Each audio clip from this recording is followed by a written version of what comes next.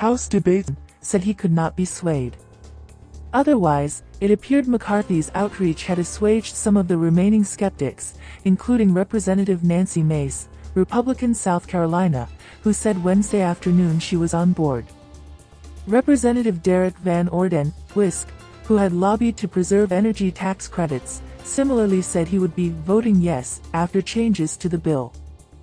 Still another key holdout, Representative Scott Perry, Republican Pennsylvania, the leader of the far-right House Freedom Caucus, separately told reporters he would back the legislation, heralding Republicans for moving a bill that actually, literally cuts spending, and provides savings for the American people.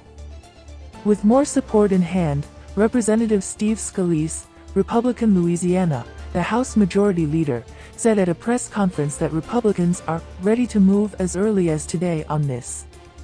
The clock is ticking. Congress may have as few as 6 weeks to raise the debt ceiling, or else the U.S. government could default, triggering an economic calamity with global implications. The mere prospect of a fiscal crisis already has started to rattle Wall Street, shifting investors' interest in government bonds that would mature around when the deadline will probably arrive.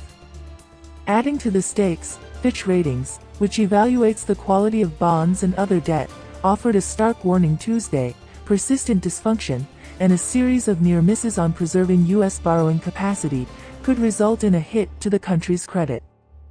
The early warning offered an urgent reminder to lawmakers more than a decade after the GOP last used the debt ceiling as political leverage in pursuit of spending cuts, a move that did result in a credit downgrade that cost taxpayers more than $1 billion due to higher interest rates on government bonds.